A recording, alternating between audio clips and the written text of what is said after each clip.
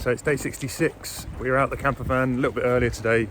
It's 8:15. We'll get going in just a sec. Today I've got 29 miles to do, roughly speaking. And yeah, and that'll take me within sort of 30 miles of the finishing line for tomorrow. So just two days to go. And we're all wandering out. Here's my crew is wandering with me here. They all got up a little bit earlier. We told them I was leaving at 7:15. A little bit earlier. Oops. And we weren't quite ready. Don't know, I didn't wake up this morning as early as I normally do. It was a little bit cold in the camper van last night. It was freezing, says Riley. He's right, it was. But yeah, feeling good. Looking forward to getting this one done and then taking it within a 1 hour of the finish line, which will be great. It is definitely colder this morning, so I'm going to make the most of that, get moving and hopefully enjoy that rather than feeling a bit chilly right now. But spirits are high, body feels good, got everything I need to get this one done, and yeah, getting closer and closer now.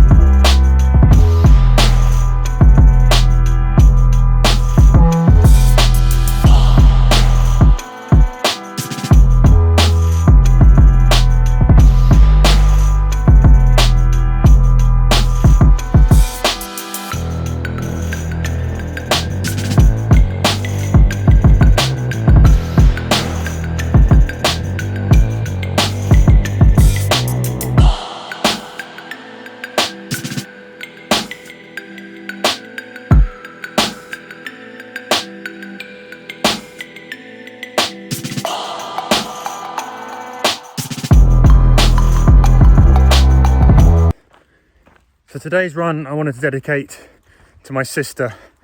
Now, my sister Esther has been an absolute rock and a crew member for so many of my runs for years and years and years, from marathons to ultras to my 100-miler along the Thames, the Centurion run.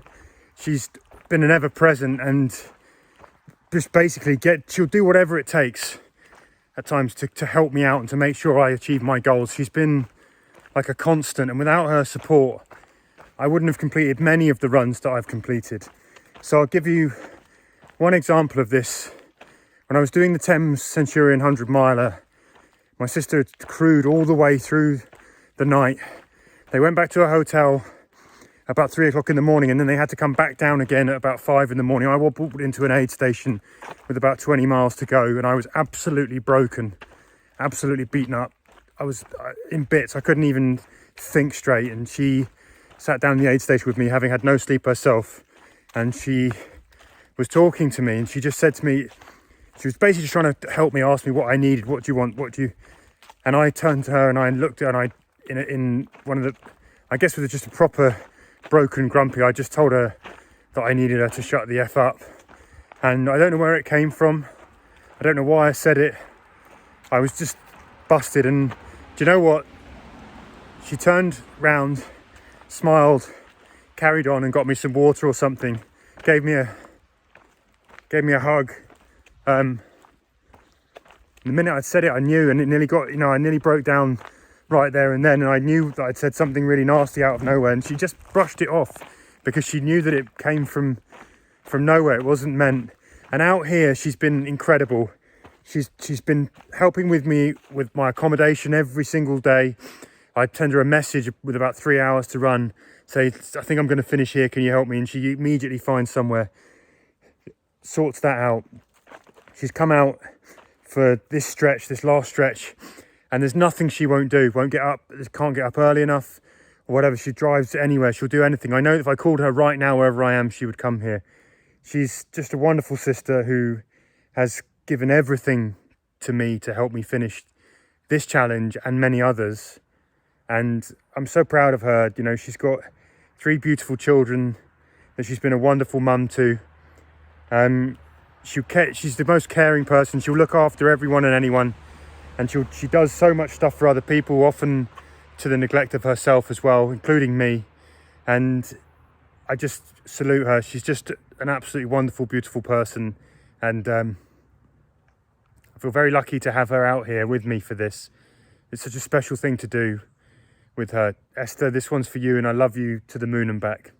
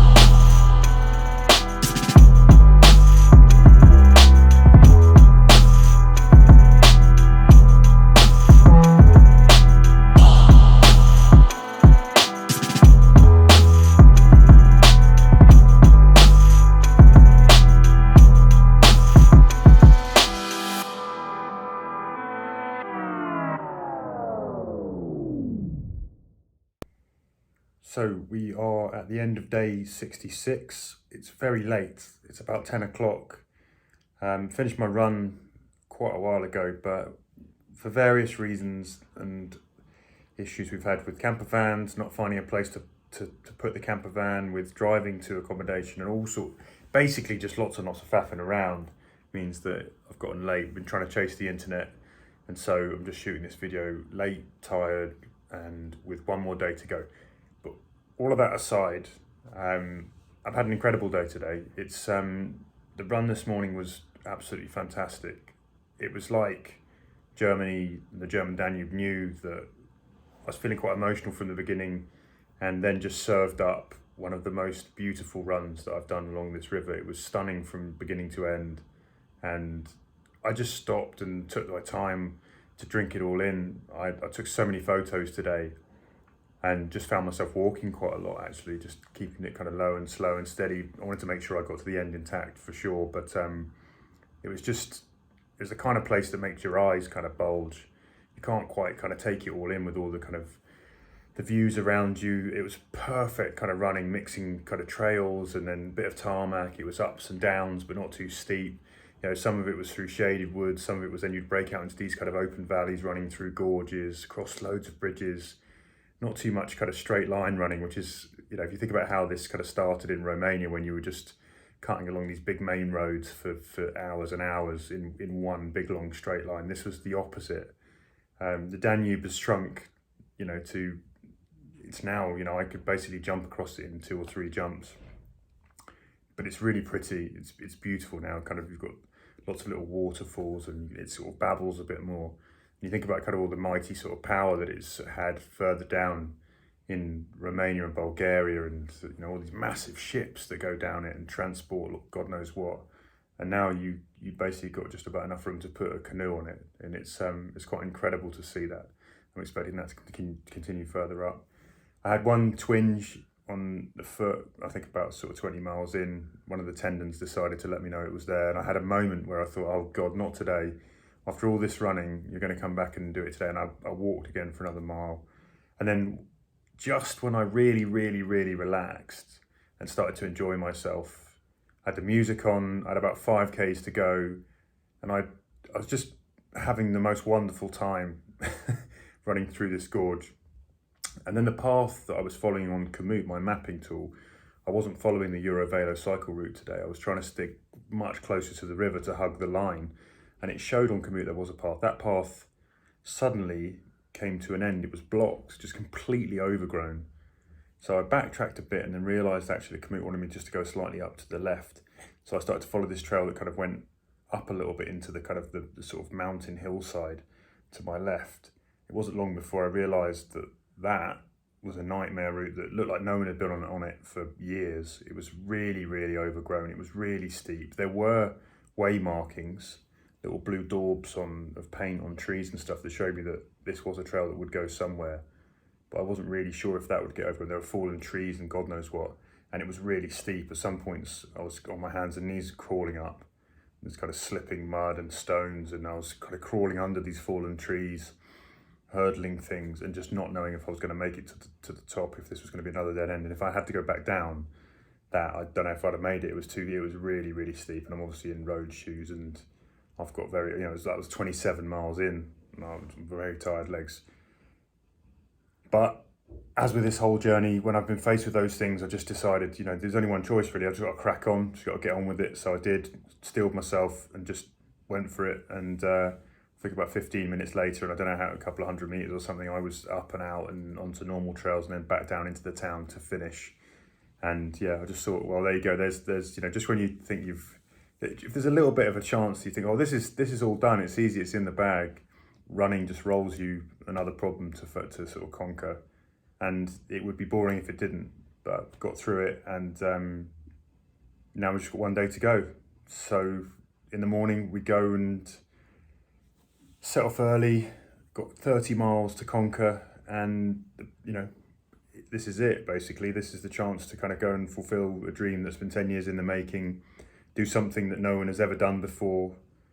Make a bit of history and do it whilst I have many members of my family here to watch and support, and it's going to be a big day. It's going to be emotional. I can't wait, and I also don't want it to come. In some ways I've enjoyed doing this so much that it's going to be hard when the journey ends, but I've got this kind of mixture of real joy that we're here and I've managed to make it this far, and then also a little bit of sadness that this wonderful adventure is going to come to an end. And I think I thought the reason was that I was all about my running and about, enjoying the movement and the process and, the adventure and getting out and meeting new people and seeing new places all the time. But actually, I realised today that a lot of it is really about the fact that this has been something that's brought so many people together, whether it's my family or friends. And, it's opened up lots of conversations with people. I'm in regular contact with people that maybe, those friendships had drifted a bit. I've been able to have all my family close, enjoying this moment and spending time with each other. And around these runs, that's something that I think that draws me to doing ultras and stuff, is that you have all of these, it becomes a focus point. It's like a catalyst for people to get together and connect. And I think that's a really strong point. And I'm going to miss that when it's gone. And we're sort of back, or I'm back stuck in a box office writing copy. So maybe I have to try and keep that going somehow, now that I've enjoyed it, and try and keep those relationships open and doing that some other way. But anyway, I'd better stop waffling and go and get some sleep, because tomorrow, for the last time, we go again.